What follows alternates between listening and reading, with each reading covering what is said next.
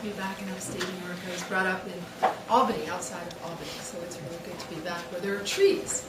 I'm sorry about my cold, but I'm just hoping that today I do a little bit better than Governor Perry did last night. So I'm just hoping I can remember the thing. Sorry, it had to be said, but if I forget things, please be generous with me. The title of my talk, as you can see, is The Midas Touch.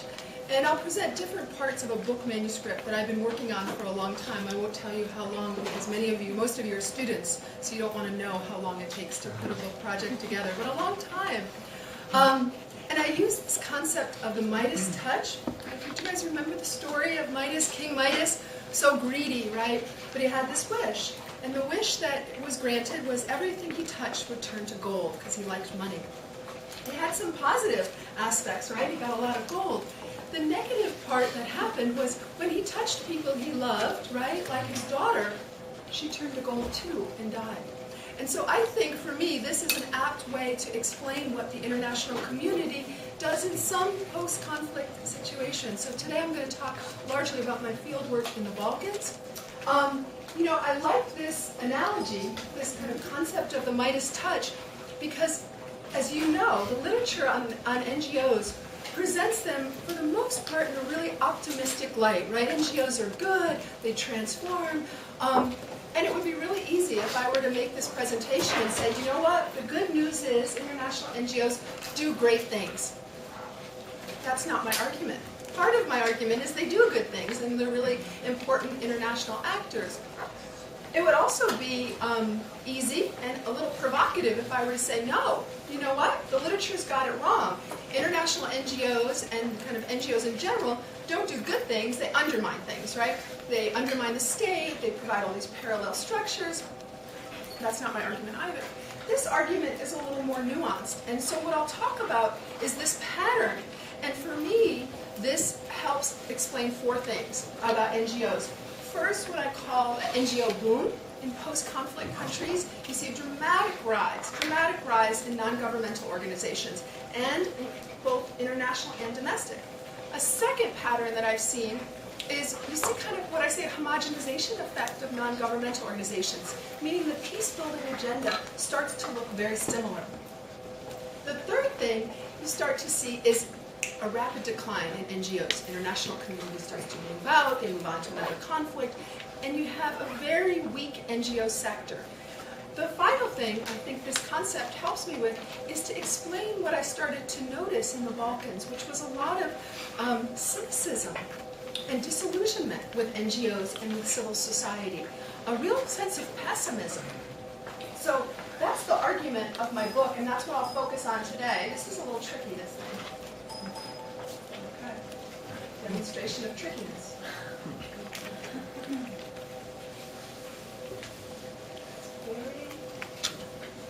Okay, I think this is where I'm supposed to be. So what I'm going to present today is from a larger book project, and I obviously don't have time to go through the whole book project, but let me just tell you what the book project looks at. It looks at what do NGOs do in post-conflict countries? Why are they involved? Why does there seem to be this proliferation? And I'm able to look at this quantitatively in different post-conflict environments. And then how does international attention and this emphasis on NGOs, what does it do? How does it affect domestic peace-building agendas, and how does it affect particularly the domestic NGO sector? And when I say the NGO sector, the NGOs that I'm primarily looking at, and the ones that I've gone back to interview many times, are those NGOs that self-identify as being interested in peace building and civil society development, which includes a very kind of large and eclectic group of NGOs. And there's even some problems with this, but I was trying to figure out, you know, well, who are those NGOs, and how have they been affected by all of this international involvement?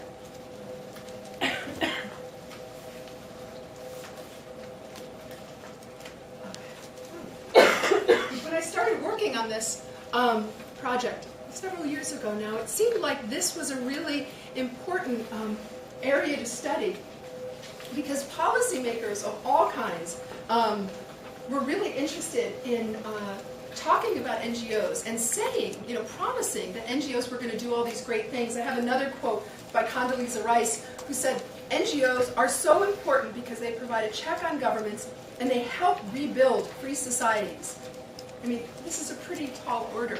So for me, the project and why I became interested was because I was interested in NGOs, but I also heard policymakers making a lot of promises about NGOs. But my real interest in this question, I'm going to get this pretty soon. There it is. Okay. So the real motivation, the impetus from this project is when I went to Bosnia for the first time in 2000. And I'll just briefly tell you this story because I'll talk about some of the data later. So I went to Bosnia in 2000 as part of a kind of an international group that was looking at what the international community had done, some kind of lessons learned and take-home points. What I found, and I was pleasantly surprised about this, is that there were tons of NGOs working throughout Bosnia. You know, in the RS, less so in the RS, or one part of Bosnia, more so in the Federation. Really a lot of NGOs involved in lots of different sectors. And I thought, wow, this is really interesting. And particularly NGOs that were interested in peace building and in reconciliation. And I started, ever since 2000, to go back to the Balkans about 2 or 3 times a year, up until this summer. And hopefully, I think that'll be my last field work for this project. What I found every time I went back is that the NGOs that I would go to visit, and I have a list, okay, these were the 20 NGOs that I went to visit in Brčko. And I would go back to Brčko, and there'd only be 10 NGOs.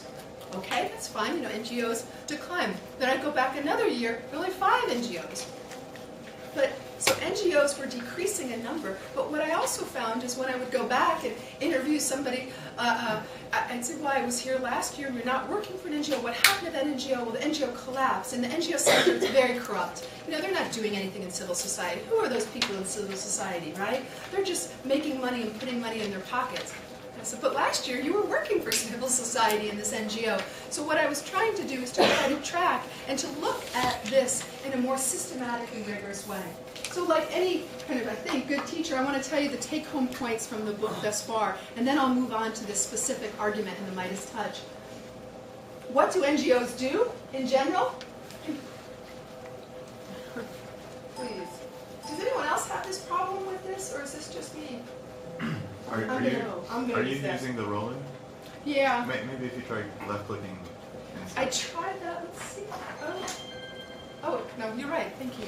Okay. So what do NGOs do in general in post-conflict? I'm not gonna, I'm not gonna go into this in any length. They do a lot, but for the most part, my take-home point is they do, but not what is expected and what's promised of NGOs. Why are NGOs so involved in peace building? One chapter I go into both the material reasons that states, yes, like to subcontract out to NGOs, but I think there's more of a normative explanation for why NGOs are so involved in post-conflict peace building. My point being is it's not just that the international community is providing funds for NGOs, but locals on the ground also see NGOs as being a manifestation or a way to express themselves. So I think there's normative as well as material and rational reasons why NGOs have become so common in peace building. How does this attention and focus on NGOs, and again, back to this argument of the rise in the number of NGOs, a certain kind of NGO that starts to define the peace-building agenda, and then this decline in the number of NGOs, and then an impact on civil society and civic engagement. I'm really not going to spend time on these definitions, but I just want you to know that I was really careful. I mean, it took me, you don't want to hear this, at least a year to kind of sort through the literature on what do I mean? Why, am I going to call it a transnational NGO, an NGO, a non-state actor, a civil society organization? Because all of these, terms exist out there. I don't spend a lot of time in my book doing that because so many others have, but I just go with the UN definition. Also with peace building, it's taken me a long time to figure out, do I really want to say that I'm interested in NGOs that are in peace building, state building, post-conflict reconstruction, because there's a lot of different terms out there. But again, I just used the UN definition of peace building, which is very broad. And I'll just say something about my methodology. So I'm interested kind of, and maybe many of you here are also interested in where international relations meets with comparative politics, right? And so this book project is very much about IR and comparative. So one part of the book looks at kind of macro-historical trends of international non-governmental organization. And luckily, we were talking about this a little bit today. The data on NGOs is difficult to get, and for the most part it's not that reliable. Although the Union of International Associations, there's problems with this data, but it's out there. And so I use some of that. I use some data on OECD about how governments, or how much governments are giving to NGOs and to civil society. And then I use some survey data, and this is where the information from the NGO, Transnational NGO Initiative here at Syracuse comes in, because I was trying to find any numbers that I could, any good data on international NGOs or domestic NGOs, but that for the most part doesn't exist. So this data, this broad data, helps me explain what NGOs are doing in post-conflict peace building settings in general. And it also helps me explain why NGOs are so involved in peace building. And for this part of the book project, I also did a lot of interviews in DC, and I also did interviews in Europe, and I just did some interviews this summer in Brussels with people in the EU, which I would basically just ask people. These were kind of more ethnographically inspired, very open-ended questions about, why and how does the EU engage in NGOs in post-conflict environments, and why? Why are they turning to NGOs? And actually, they don't even talk about, they don't use the term NGOs anymore in post-conflict. They talk about civil society, and sometimes now non-state actors. So that helped me in the macro sense. But again, what I was really interested in, what has kind of continued, is my interest in specific countries and specific post-conflict environments. And so today I'll talk a little bit about the Balkans, Bosnia and Kosovo. And I've also done some field work in Cambodia and Vietnam, and I have not done field work in Nepal and Sri Lanka, but I've used some secondary sources to see if the dynamic that I'm seeing in the Balkans exists to some degree in other countries. And I'm not going to make this blanket general theory about post-conflict NGOs and post-conflict environments, but I wonder to what degree do we still see some of these same dynamics. And so looking at this on kind of a micro level helps me answer how the international interest in NGOs shapes domestic activities. And specifically, I try to look at the NGO sector. Again, back to this idea of the Midas touch and the positive, the negative, and the unintended consequences. So what I'll present later is a structural argument about the international community and its interest in NGOs and outcomes on the ground. Again, it's not about one NGO is bad or one NGO is good or the people are bad or good, but what I'm going to talk about are some of the structural incentives that actors, both international and domestic actors, face. Again, the 4 points that I emphasize in my case study, there's variation, between Kosovo and Bosnia, and there's certainly variation with Cambodia and the other cases. But in each case, I talk about this rise, the homogenization effect, and then the dramatic drop in the number of NGOs, and then some attitudes and public opinions about the NGO sector and about civil society. So just to be clear, I think this part of the domestic factors, and in my case studies I'm able to get at this domestic part and the role that it plays most for these two case studies. But we know that domestic factors and the role of the state in particular is really important to how the NGO sector develops in post-conflict studies. But my interest today is in this era, focusing on international involvement in NGOs. Okay, so I'll slow down a little because I'm not quite sure how much everyone here knows about the Balkans. Is anyone doing research on the Balkans here? Okay, then I better go slow, right? Okay. So I'm going to focus on Bosnia and on Kosovo a little bit. And these are really kind of unique countries in terms of peace building and state building, because the international community became so involved, and in a good way, in leading the peace building, state building effort in these countries. And starting in about the mid-1990s, right, we invested lots of money, lots of attention, lots of different organizations became involved in post-conflict peace building. And in fact, the international community made lots and lots of promises about what it was going to be able to do in the post-Yugoslav states, and particularly in Bosnia and in Kosovo when they became involved. What is really striking about a lot of the policy documents, primary literature, secondary literature about peace building in these countries was this rhetoric that comes up. And I have lots of evidence of this from the United Nations, from the US government, from the EU, from the OSCE, the Organization for Security and Cooperation in Europe, even the World Bank, even NATO.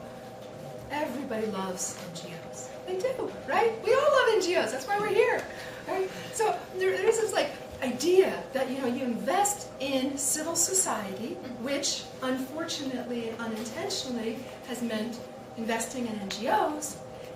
Bam, you're investing in the people, right? And there's lots of policy documents that talks about the importance of partners and local actors, empowering people.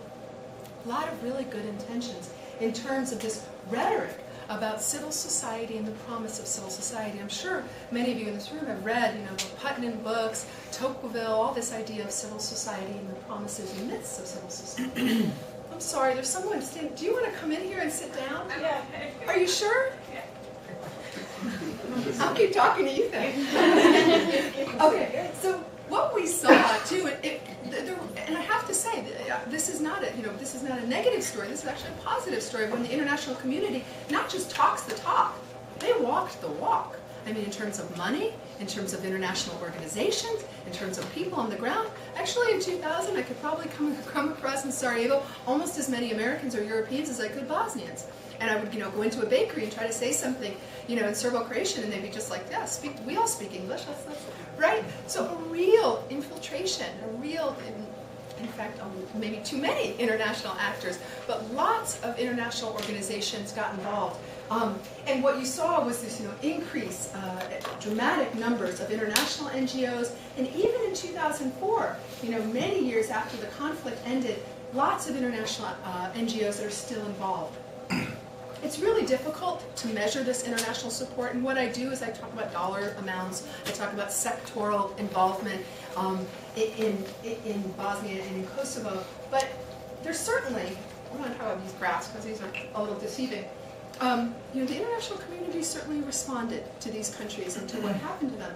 So I started to try to gather data on how much money governments were giving to NGOs, and I want to make sure I find my page here on how much money the OECD was giving to international NGOs.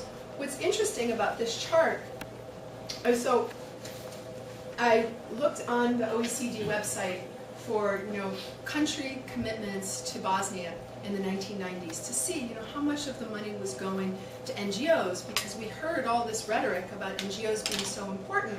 And what I came, obviously, there's very little support to NGO sector here in the 1990s. And I said, well, that's kind of funny, because we know that at least during the same period, OECD started channeling lots more money through international NGOs. And so it went from like 0.2% in 1970 of all aid going through international NGOs to about 10% of all aid going to international NGOs. So I thought, well, that's kind of surprising, because there's no money going to NGOs. But what was happening in the 1990s is the money was going through international NGOs and not local NGOs.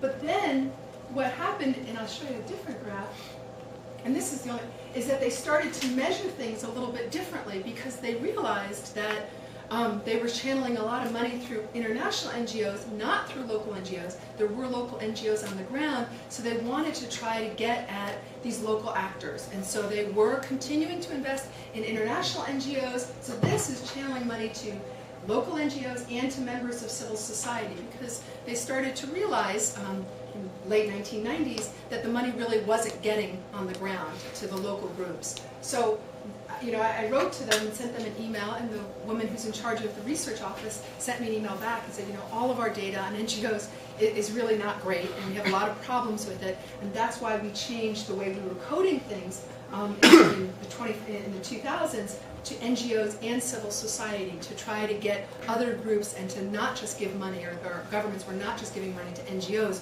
but to other groups in civil society. But at any rate, I was trying to capture, and certainly, it slowed down a little bit, but there was money that was channeled, and this is money that's channeled through NGOs and civil society and goes to NGOs and to civil society. So it's a little bit different. And they say even these numbers are really difficult to capture. So what I wanted to see if there was some way, I have other data sets of NGOs in 2000, and then 2005, and then most recently in 2010 to see about domestic NGOs and how they change, in terms of number, in terms of sector of involvement. But I wanted to see in the 1990s if, in fact, as the international community got involved and there was so much of an interest and investment in international NGOs, if membership in international NGOs in this country increased, and it did. But it's not just true for Bosnia. In all post-conflict countries, the number of intergovernmental organizations is high. There's also a large number of international non-governmental organizations that get involved in post-conflict countries. And I have other graphs that look at this over time for some of these countries. But again, this was just a way of trying to say, are the interviews and the experiences that I'm having in the field, is there any way to get data out there about the effect of all of this attention and money that's going to NGOs? So let me just say something about the kinds of NGOs that started to emerge in these countries. Because what I was finding is there were a high number of NGOs. Just recently, I went to Kosovo, and I said, gosh, I don't really know how many NGOs exist, because I'm getting, one person's telling me there's 500 NGOs, somebody else is telling me, there's 2,000 NGOs. And so I went to the NGO office, and he said, oh, there's many more than that. Right now, in Kosovo, there's 6,146 NGOs. Wow, this is a country that's not, maybe it's not even 2 million. Actually, they have a census going on. I don't think the results are out. It's very contentious, because the idea was that there's, about 2 million people in this country. But people think it's a lot smaller than that. Maybe it's 1.5 million people in Kosovo. A tremendous number of NGOs for a very small, country and very low population. The other thing is that I wanted to look at, and I went to these offices. Many of the offices are really nice offices. The people speak English. They have a really nice computer. So I asked them about their programs, and I said, wow, you're doing women's development. That's really interesting, because this morning I met with another organization, and this woman, Tosca, she's working on women's empowerment too. Are you guys working together? No, we don't work together. No, I didn't even know that organization existed. I'm like, how can they not know? I mean, of course they know that they exist, right? But so a lot of organizations that kind of look the same. Often the staff, the people working there, have kind of similar profiles, speak really good English, spent some time in the US or in Europe, and they use a lot of the same kind of catchphrases. These days in Kosovo, the word peace building is out. You don't say peace building. Actually, when I ask people about peace building, like, oh no, we don't do peace building. We don't do peace building. We do policy analysis. Ah, okay, so you see that over time also there's certain catchphrases, so that not only do they start to look like, but even, if you look across the countries at the same period of time, if they're working on peace building in Bosnia, the international community is also focusing on peace building in Kosovo. And if it's violence against women, which is now the popular topic for women's groups, it's about violence against women. So you see this homogenization effect, and very similar kinds of peace building agendas and peace building strategies. So, this is kind of the more unfortunate side that I mentioned at the beginning.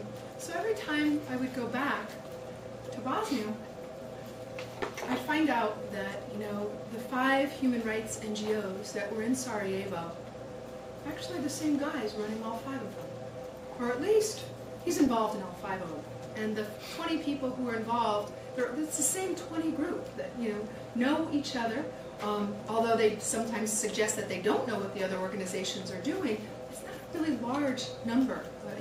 When I asked the guy in Kosovo, who seemed incredibly indifferent to the whole notion of NGOs, but he's sitting at the desk, I said, so of those 6,146 NGOs, how many of them do you think are really active? He said, oh, 700. And the other person was like, 700, really? And he said, well, maybe 100 are active. Maybe 100 are active, right? And so when I ask people in Pristina, like, of the 6,000, how many do you think are activists? Maybe a dozen. I'm like, a dozen? And they said, yeah, because everybody here just starts an NGO. And actually the president of the American University of Kosovo said, I wish young people would stop starting their own NGOs and would start a business. Like, this country needs, entrepreneurs, they need businesses. But all the students, you talk to them, a lot of them have their own NGOs. That's really interesting. But it was a pattern that I had already seen in Bosnia and in other places as well. The ghettoization of NGOs is another issue. And I'll show you, this USAID way of looking at NGOs and the NGO sector. It's not perfect. But what I was trying to also see is, well, maybe over time, right, certainly it's understandable, this boom, the bust, and even the homogenization, but maybe over time these NGOs start really having an impact on policy. Of course, it doesn't matter the number, right? It's the quality. So if you have 6,000 that are not doing anything, but you have 146 that are doing important things, that's really what's important. It's the whole Soros model of, planting 1,000 seeds, right? A couple of those seeds are going to come up as flowers, and maybe beautiful flowers and maybe a tree or something like that, right? But the sense is that I get still, and maybe this will change, is that there's a real ghettoization of these NGOs because often they don't have a constituency. Often they have a piece of paper that says these are our activities and our programs, and then you go through and say, well, which ones have you done, and how? Well, we're working on those, and when we get the funding for those, we're going to have those programs. So there's a sense that they exist almost separate from what people in society. And I actually, a lot of the questions that I asked people this most recent trip were people who were involved at the beginning of the NGO phase in Kosovo in 1998, before the international community descended on the scene. So I specifically sought out those people who were at the beginning parts of this kind of NGO movement in Kosovo. Where are you today? What are you doing? What is the effect? And it's really interesting how cynical some of these people, and I was going to say guys, but it's women and men, who were kind of at the beginning of the movement. Now they talk about the NGO sector in a really negative light, and lots of competition, because the money for post-conflict countries, as you know, the international community goes in. The idea is they have a suitcase full of money. This is what people say.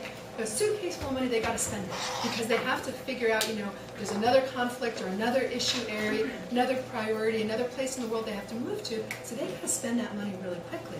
So there's this kind of intense competition, especially as the international community starts to withdraw. I had all this stuff printed out, but I'm glad I haven't so far forgotten what I'm going to say. This is the NGO Sustainability Index. I don't know if it's exactly capturing what I have felt in the Balkans, but it does say something to me, because in both Bosnia and Kosovo, they look and they measure sustainability, I think in 5 ways, it might be 6 ways. 6 ways of looking at the NGO sector, like what it's doing, advocacy, viability, staffing, capacity. It looks at it in different ways. What I've found is that a real stagnation in terms of the NGO sector, just almost stalling, and stopping in its place, still just trying to, basically trying to hold on.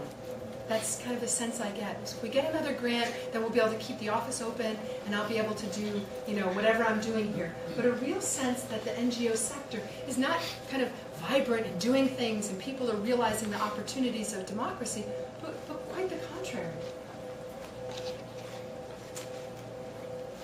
So, again, I'm not saying this is what happens in every post-conflict country, but I wonder if this Midas touch, this pattern, starts to develop when the international community gets very involved in trying to promote civil society and NGOs. These 4 Ds, I wonder if they end up with kind of a disembedded civil society, where you get this feeling that local people are tired. That's a lot of this guy that I've met with, and I'll put up his quote. I've met him a lot over the years.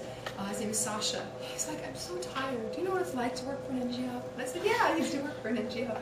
I know. He said, yeah, but you worked for an NGO in Washington, D.C. That's different. It was different. You're right. It's very different. I mean, he is hand to mouth. That's exactly the way.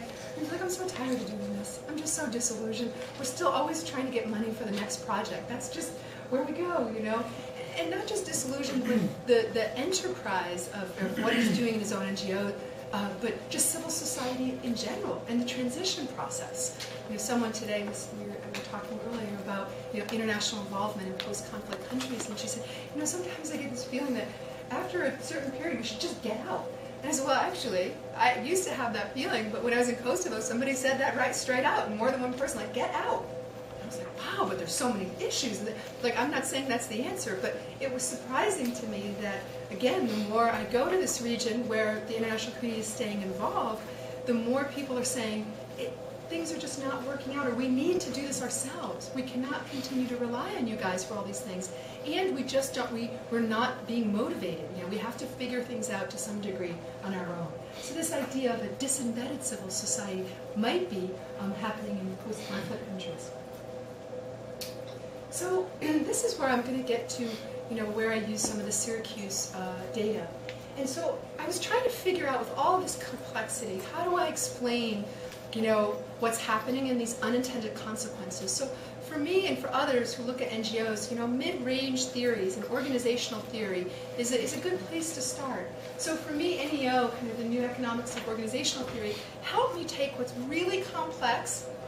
Some people say distorts reality. I don't think it distorts it. I think it's a way of kind of putting things in different categories. So I talk about unintended consequences in terms of structural situations, in terms of uncertainty, and in terms of actors, and incentives and constraints. So I kind of set up my case studies this way, and when I talk about the outcomes, I think about the actors and the goals of the actors. What do the actors really think when they get on the ground? And I mean, the U.S. government, the United Nations, international NGOs. What do they think they're doing? Like, what do they want to do? And again, this is why I think the Syracuse data for me was great, because it provided me with insight into a group of actors that a lot of people talk about and do a lot of research about, but they really don't have a lot of empirical evidence for. So I look at this actors in the setting and really this role of perceptions of what international actors think they're doing. So this is how international NGOs define accountability. So people who have worked on this project can tell me how wrong I get it, or if I'm misrepresenting it. But my understanding is that the group here in the Transnational NGO Initiative, they interviewed 152 different leaders of international NGOs, they call them transnational NGOs, to try to talk to them about how they see or how they define accountability. Whom are they accountable to? Who do they work with? What are they doing? Just some sense of what the people who are in charge, what their beliefs are. Maybe these aren't their interests, but what they think they're doing. And so when they ask them about, defining accountability, maybe one of the reasons why NGOs and the NGO sector hasn't been so successful in the post-conflict countries I'm looking at is because some of the very actors that are involved in this peace-building, state-building enterprise and developing civil society really don't even think about accountability in terms of their, they have mandate, but most important is financial issues, and that's how they define accountability. Again, I'm not saying it's bad or good, I'm just saying that's the reality. Also, in terms of whom they're accountable to. Now this is where you get into, so who are the international NGOs working for? Did I get this right? Hans? Yes. Yes? Yes. Okay. Yes, you did. So, this doesn't surprise some of us, I guess, They have to be accountable to their donors, right? And to their board. Problem is that all of us, when we think about NGOs, when we think about post-conflict peace building, we want to believe those NGOs are doing really good things, right? We're even told and taught that they transform the world, and there's this huge power shift that's been happening in international relations. Well, actually, NGOs, even big international NGOs that have a lot of money, say, what? We're really accountable to our donors and our board. Those are the people we have to answer to. Our clients and beneficiaries, maybe, yes, but certainly not as important as some other actors. It is interesting to me that over 50% of the leaders, when they were, asked about who they're accountable to, over 50% said, didn't mention their clients. Again, was this right? Yes, right? Yeah. So they mentioned it sometimes one time, but you would think that if, Oxfam or Catholic Relief Services is involved in post-conflict reconstruction and development, they would at least mention it once. Like, of course, right? That's a no-brainer. But over half of them said no. It's that they didn't mention their clients and the beneficiaries. And this is interesting for me. And this is, I think it says, and this I had a question about too, in terms of who they partner with. And I found out today that yes, when asked who the international NGOs partner with, they say other NGOs. But my understanding now is that they partner with other NGOs like them, international NGOs. And so I guess they're just, but these were open-ended questions. They just didn't have the opportunity to say with local actors on the ground, right? They could have, and they sometimes did, but often they interpreted it as working with their peers, i.e. other transnational NGOs. Yeah. So this isn't mentioned at all, like local groups or local actors. Is it in your data? I don't think so. Not something we were really going after. Right. No. So I'm not saying it's, but Yes. but We were just trying to understand the difference between networking and partnering, right? Right. And so, because the partnering language is so prevalent, but it's not really partnering, it can be hiding a lot of hierarchy. So that's what we were trying to go after. yeah. Well, and that's why for me I thought, well, this is really interesting because they see themselves partnering with other NGOs, but it's really other international NGOs because my perception, and I've got lots of quotes like this, my perception is that local NGOs, now this came from a guy, this is Sasha's quote, and I've used it in lots of places, and he feels really famous now, but I never say where he works. And he told me that this quote came from a group of NGO leaders from the developing world, countries, outside of Western Europe and North America, were invited to this big conference of NGO partnership or NGO networking, right? And he said, yeah, we all sat around the table, we just joked because we have the same stories. They say the same stories. They come over, they don't speak the language, they just got out of college, and they're going to talk about how you're going to do democratization in Mitrovica. We said, we all know the game. And it is to them a game, and not in a mean way. I mean, it's not like they look at these people and say these people are naive or stupid. They just say, look, this is the relationship. They come here. We don't have a lot of time because we've got other things to do, but we waste their money and they waste their time. And this was not just kind of Balkan people. He said, this is what we in the developing world say about you guys in the developed world and your whole notion of coming here to save us. That's it. The other one, this NGO guy actually in Mitrovica was really just so infuriated. He said, I was so involved in the human rights movement in Kosovo, very involved in what was happening in Mitrovica, what happened in Mitrovica, whatever. He said, I would get these documents that wouldn't even copy, paste, and delete. They would forget to delete. So they had something like Sierra Leone. And he'd be like, what? And then, what a lot of the people in the Balkans say, look, we're the Balkans, we're in Europe, we're not in Latin America, we're not in Africa, because they're just like, you treat us all the same, meaning you treat post-conflict countries in a very similar way. And this idea of copy, paste, delete is a very common phrase in Kosovo. Really, it is. Copy, paste, delete. You know that, right? And I said, yeah, I do know that. I do know that. I think I've done that, actually. That's the way we approach some of these issues. And for people on the ground, I mean, it's just so unbelievably naive and ignorant and just wrong. And again, it's not as though they're personalizing it and saying these are bad people, but they're saying there's this kind of structural situation that causes us to act in ways that we know is probably not right and what is really helping the NGO sector. It also causes you guys to come here and all of a sudden, be Miss VIP because I'm coming from North America with some dollars to spend. But that's what happens, and even talking to some people who have been in the Balkans now for a decade. And this one guy said it really well, guy in Kosovo, a British guy. He said, look, if I worked in London, I'd be like a, low-level bureaucrat somewhere. Here, I can call the Prime Minister of Kosovo. Like, I am VIP here. That's the reality. But why not, at least in my case, in this particular gentleman's, he spoke Albanian, so at least I feel like he's a VIP who has some credentials. He's been there for a long time. So if that's the reality, and he knows he's an important person, I'm glad at least he's someone who has a lot of experience. So I'm not trying to say these people, are doing anything necessarily wrong or they're bad people. A lot of them, learning Albanian says a lot about a person, because you can't use Albanian in many places. It's a really hard language, so I give him a lot of credit. And his Albanian, from what I hear, is quite good. So I'll just kind of end with some of the contributions, I think, with this project.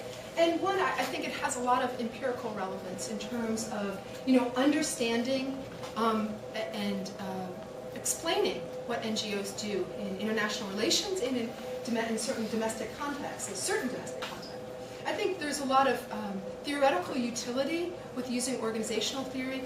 Others who have kind of read some of my work have said, you're really distorting it, you're simplifying it too much. But I think it's just such a complex environment with so many things going on and different motivations. NEO helps me kind of simplify it to some degree. I think there's a lot of policy implications. But I think for me, this really matters because I'm someone who started in DC working for a foundation that was doing democracy promotion work in Central and Eastern Europe. I had a family in Central Europe. I was very motivated by this whole notion of democracy assistance and NGOs and civil society. I bought into it just as much as anybody else did, I think. But I have to say, I think it matters because I think NGOs really matter. I do. And I have this picture. My daughter is on the left, not on the right. That's not family members. But on the left, this is my daughter in Vietnam. We went to a really interesting NGO that helps people who are landmine victims and have mental and physical disabilities, help them and gives them jobs. And for me, this is a great example of a really good NGO that does really good things. Most recently in Kosovo, just that I'd heard about all of these corruption and all these NGOs that were spending money on big cars and fancy women and whatever, that's what people were saying, I met this British woman who was teaching in a apartment, it was incredibly run down, of all these Roma children who were not allowed to go to schools in Kosovo, doing amazing work. I mean, it was just incredible. Getting no money from the international community, British woman who spoke Albanian, had been there for a long time, doing work that nobody wants to do. And in fact, when I went to this neighborhood outside of Pristina, my translator said to me, "Are you nervous?" And I said, "No, I'm not nervous. Are you nervous?" And she said, "Oh, I'm nervous. I've never been here before." Like, this was a part of town that nobody goes to, where Romas are lived. They're pushed out of the city, and they're living, in these areas. It didn't seem particularly violent or dangerous to me, but they were saying this is something that people just don't do. So this young British woman going over, starting her own NGO and teaching in this school, these Roma kids, is really, truly amazing. So this whole research project, matters to me because I don't want to paint NGOs in this broad brush. They're all good or they're all bad. What it says to me is that there's a structural dynamic going on here, a real structural dynamic, and that the international involvement shapes the incentives and constraints of local actors, and that we can do things better, and we can do things differently. There's a lot of room here to change things. There's a lot of opportunities to do a better job in terms of developing the NGO sector and in helping domestic NGOs. So I think for me, that's why this research matters. Thank you.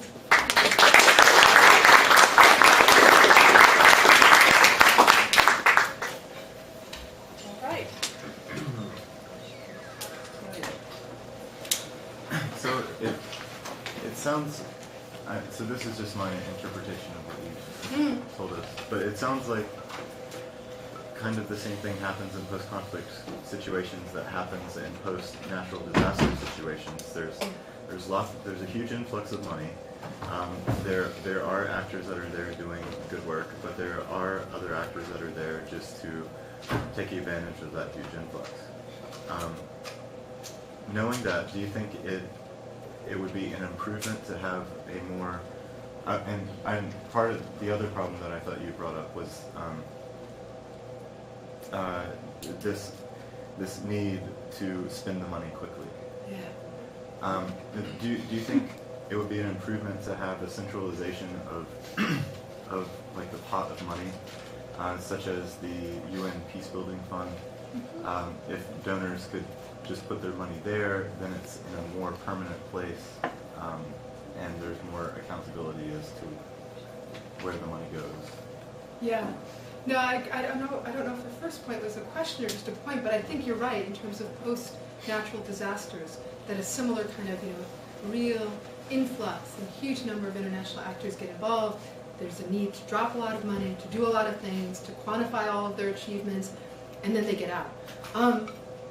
For me, if they get out, maybe that's better than building up this idea that we can establish democracy in Haiti or in some country with saying that and then really investing in service delivery NGOs that really have a very short time line and really don't know how to do these other things, but they do help people, provide assistance, and then leave, right? So maybe that's a better model for me, even in post-conflict reconstruction. I think that internationals do a lot of really good things, but again, there's a dynamic, and then the internationals kind of stay. They take root, and then their mission creeps. So at what point does the mission creep get so large that really they're creating a lot of dysfunctionalities in the domestic economy and political system and social system, or in the case of some post-conflict or ethnic situations, are they in fact reifying, ethnic differences? Because in the Balkans, there's still an incentive to say, I'm Muslim, she's Croat, she's Serbian, so give us all money, right? Or something. And to your second point, I think about centralization is really key. And we've talked a little bit about the differences between Vietnam, where I could go to an office that was very centralized, had a lot of information, and some of the NGOs that I visited with, I thought, wow, they're really, I can see the people, the recipients, the people they're helping on the ground. So I think there's a lot to be said about centralization. And really, and we were talking about this a little bit earlier, I mean, maybe what the international community should do in post-conflict situations or in transitional situations like Libya and Egypt, Libya maybe because it had fewer NGOs, and maybe I just don't know as much about civil society there, is to say, okay, what we need to do is to help civil society, and we want to have a strong, vibrant civil society because theoretically and empirically we know this is a good thing and blah, blah. So is to kind of slow down a little bit and pool money together and say, okay, there are certain kinds of issue areas and certain ways to divide it up so there's not a lot of overlap, so that these organizations are not all doing the same thing, covering the same sector and whatever. So I think that's a really good idea. It's kind of amusing in a way that every time I go to Sarajevo, they're like, oh, why don't you go to the NGO coordination meeting? Because they're never coordinating. And they always have NGO coordination meetings. I think it's like once a month. International NGOs get together to coordinate, and then they decide not to coordinate. So maybe pooling the money, but I think there'd be a lot of resistance to that for the very reason that I showed with the data that Syracuse has, is that they're accountable to the donors, international NGOs, and they're accountable to their board. So saying that you're part of this pot of money and that somehow you can't tag or label your outcomes and your deliverables and what you're doing and talk about your successes, then it might be harder for you as an organization or as a government to say we've been successful in this way. And especially in a climate where NGOs are already pressed to show their effectiveness through measurement. Well, and also NGOs, another kind of actor that's joined the scene are these private contractors, And in fact, the rap on that in the Balkans is at least the contractors say, I'm going to deliver something, and these deliverables are really great. And someone in the U.S. Embassy a couple years ago said to me, you know what, we've invested so much money on NGOs, what a waste of time. That's all they do is fight and have meetings. So at least contractors say, and I don't believe that they're more effective than the NGOs, because NGOs are a lot about process, right? And people being engaged and learning things, which I happen to think is important. But for people in in the U.S. Embassy, what they want to see are outcomes, and they want to have measurable kind of deliverables. So they love contractors to say, women's rights, we can do that in 5 easy steps. And they'll say, we can do it in 5 easy steps. And they have a conference, and they have 20 women at the conference. They have a pamphlet that talks about gender issues. They have another workshop on violence against women. But at least for the U.S. Embassy, that's 5 outcomes that NGOs might not be able to produce. So, so I think, and actually I have some data in my book that shows while there was this huge boom of international NGOs in the 1990s, that has really leveled off in the 2000s. really leveled off in terms of the number of new international NGOs being formed or founded every year. Really stopped almost. So are you kind of implying that there's going to be a rise of these private contractors? Absolutely. Yeah, and I think you're going to see international NGOs, and I don't have a lot of evidence to back this up, but international NGOs that are acting more like contractors. Although when I went to visit with a group in DC, and I won't name the group, but they do contracts and they do cooperative agreements, and they were saying that they're changing some of their methods and strategies because it's easier to get government funding if they look and act more like contractors, because they like to have agreements that are more cooperative. But so they were just saying it's really influenced, the rise in these contractors has influenced their behavior as well. That would be a whole different discussion on its own, but yeah, let's not go in, please. So, originally, the NGOs, do they need some coordinating organization like United Nations or OCHA to do so with some authority, or international relation officer, government officer, they better negotiate with the donor to do such a coordinating organization? But if such a strict organization coordinating, the NGO people will become more bureaucratic. Yes. No, I think that's exactly what's happened, is that a lot of the, I think, the really successful NGOs, the ones who are really helping people and empowering people, often are not, they may be registered in the NGO list, but they're probably not getting a lot of international money, and they're not, they don't not have a professional staff. People don't speak English. They don't have, fancy programs. They don't have sometimes even offices, or their offices are small and whatever. So I think they're doing really good work. And what you've seen since Kosovo, Bosnia for the international community was kind of an eye-opening experience, because that was really, as David Raif says, it was like the watershed for international NGOs just kind of going in and saturating that country. So in Kosovo, the United Nations, working with the State Department, developed an organization, an NGO center, to try to keep a better handle on the NGOs. And they even produced books, and they still have books where you can go and look at the number. But that's where these lists come in, is that all they are lists and contact numbers, but they don't have anything about sectors. But you see in Afghanistan, you see that that was one of the fundamental things that happened early on in international involvement, is a kind of who, what, where database. And if you go online, there's also Afghan NGOs, umbrella organizations that are working to provide information about what local NGOs are doing. So I think you see some learning going on, that coordination helps, and they don't have to compete against each other. So I think you see in other places there's been more effective NGO offices.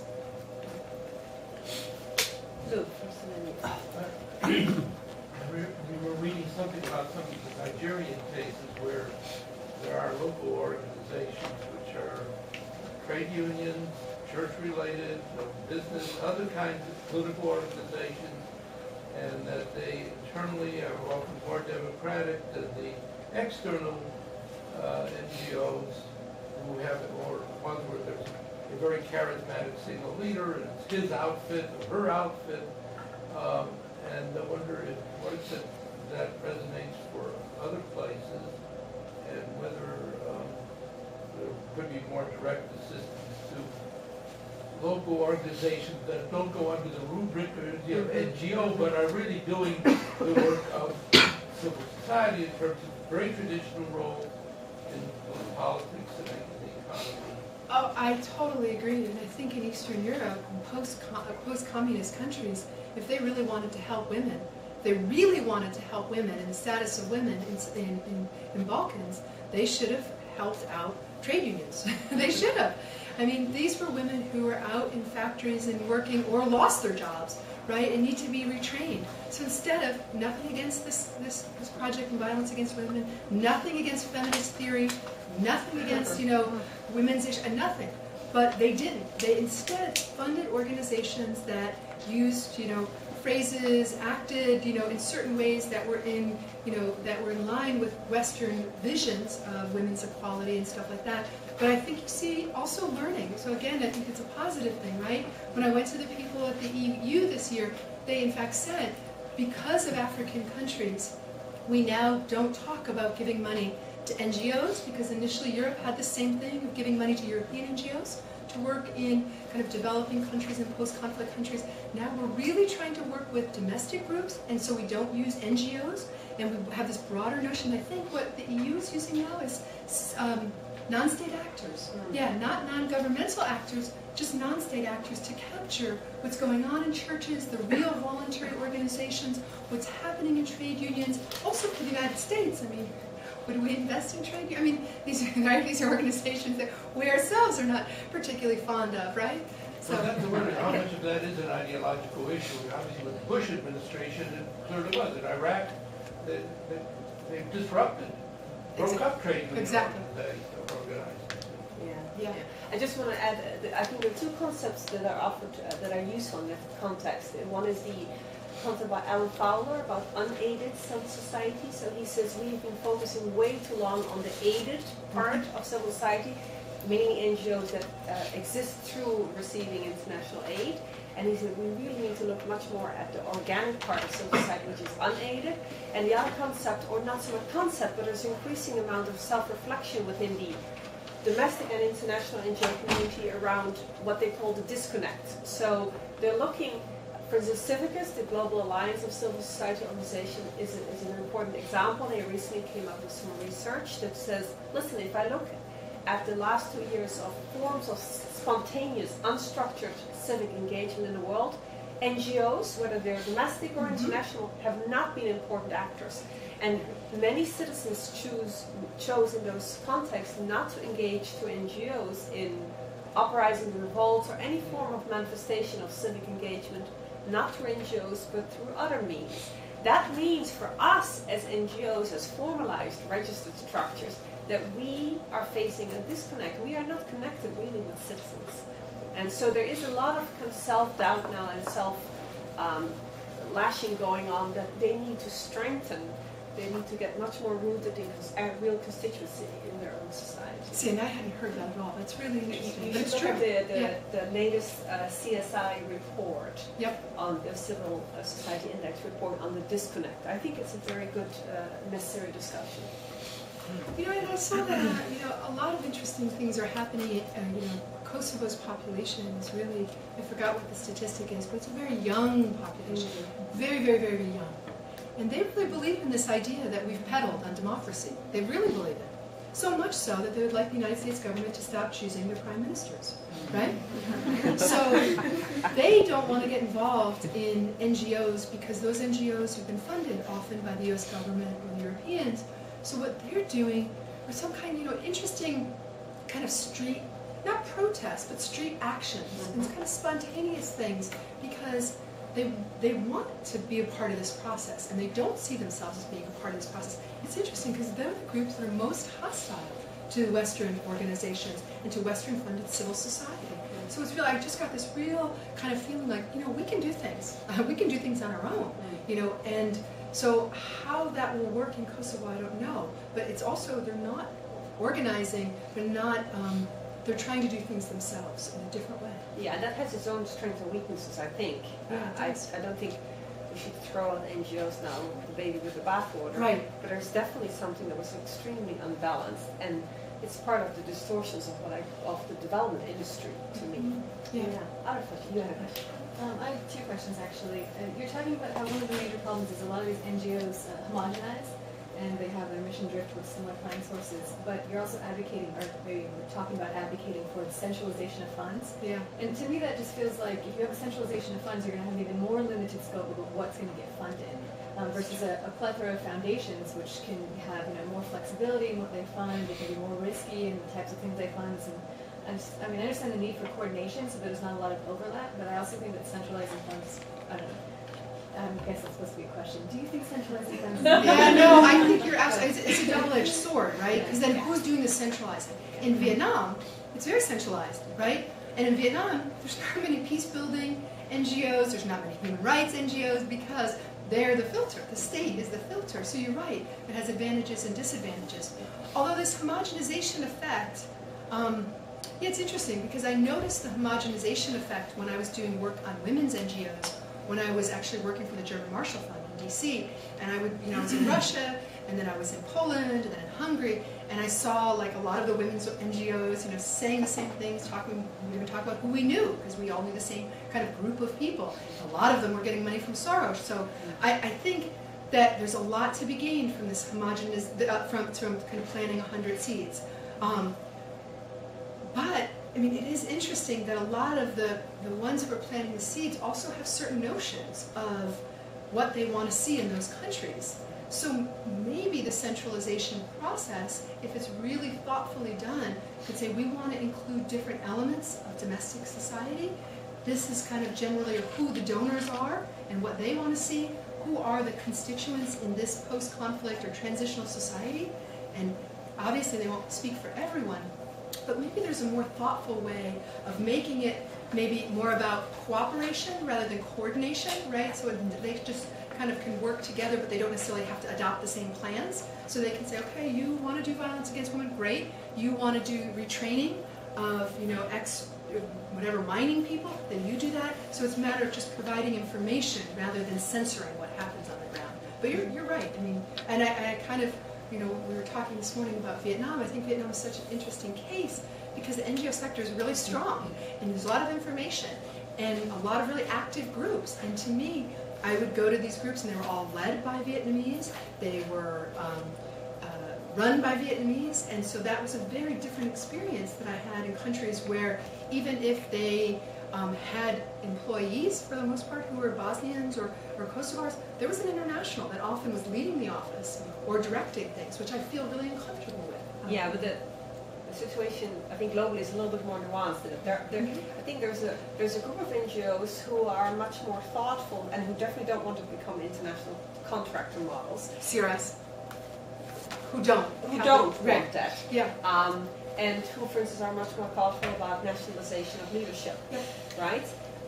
So the picture is very nuanced. And what you're describing is an important part, but it's not the only part. And I would say CRS in the Balkans is a great example of, what do I call it, domestic international or internationalized domestic group that came in to help out during the war, but very quickly, hired locals. And locals are the ones who run that office, and they run their programs. And I don't know if there's a single international who's now working at CRS anywhere throughout the country.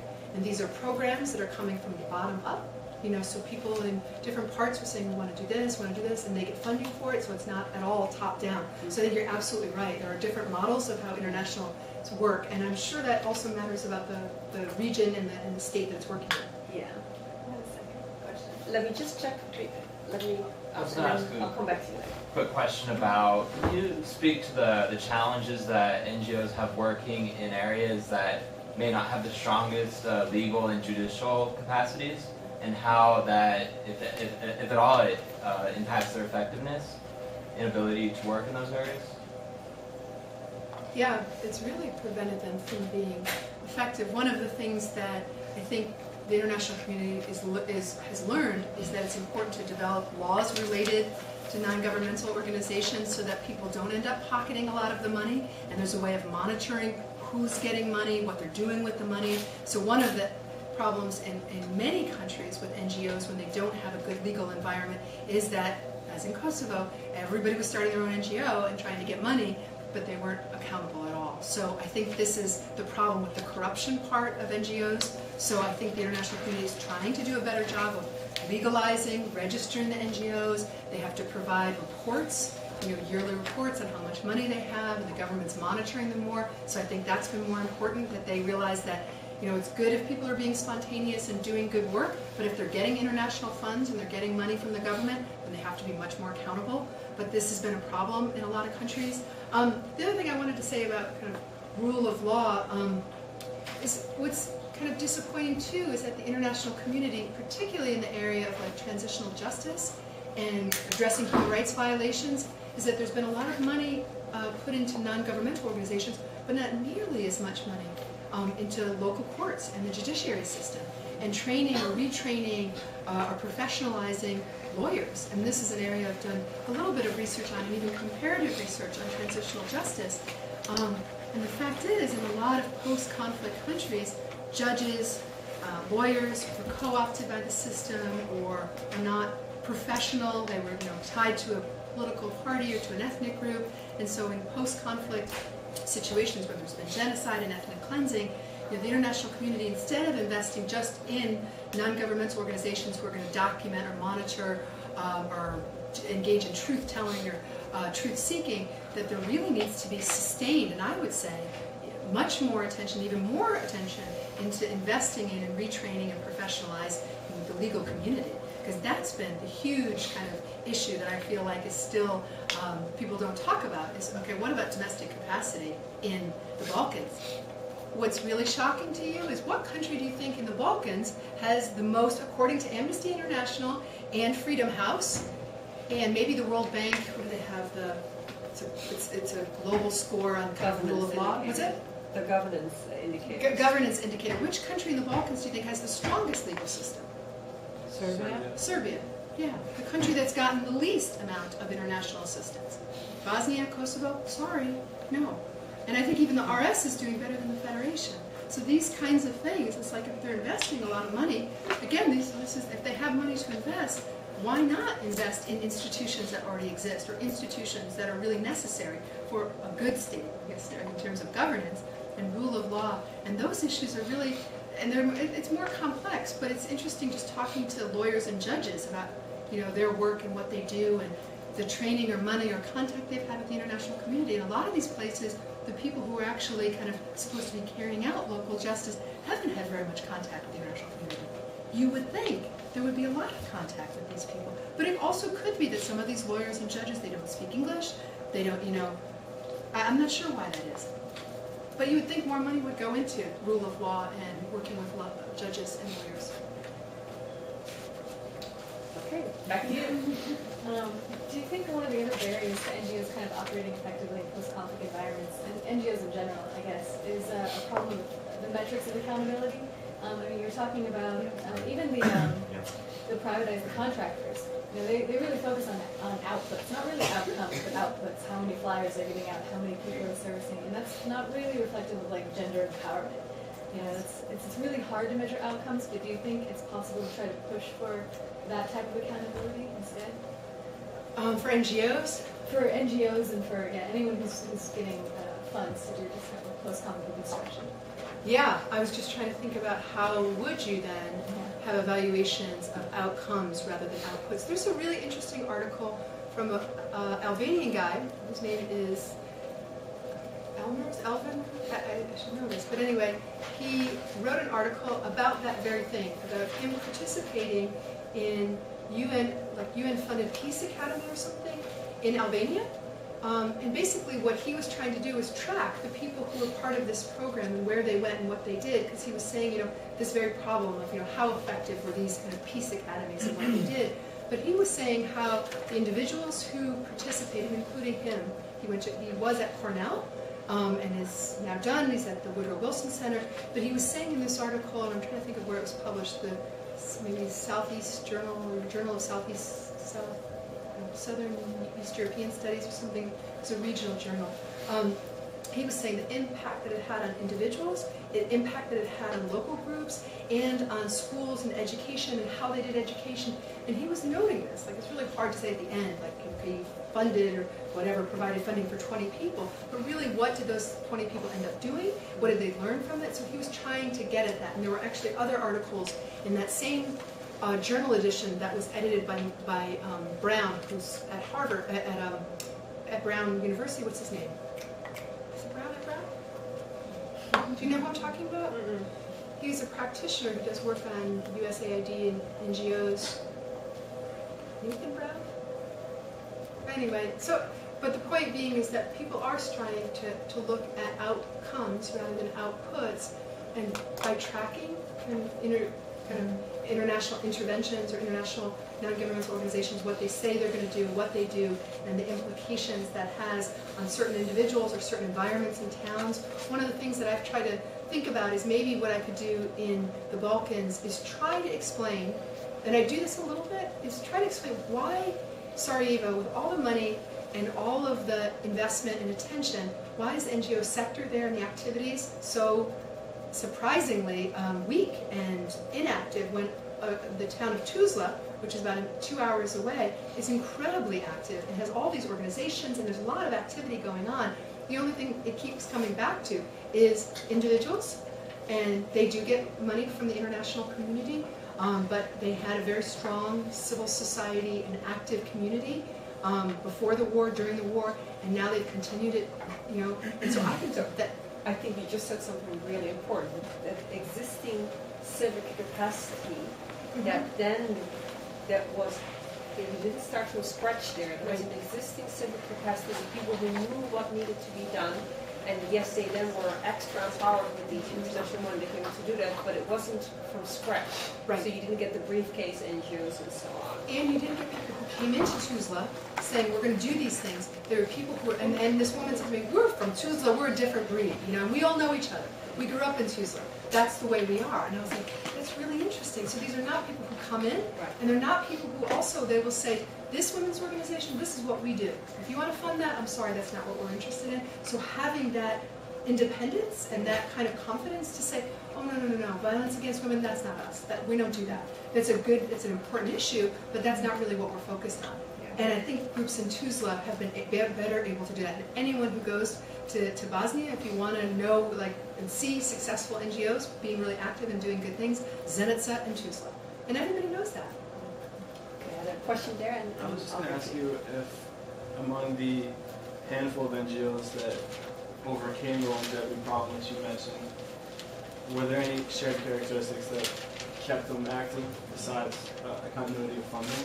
Yeah, no, I think CRS is a great example because I see Catholic Relief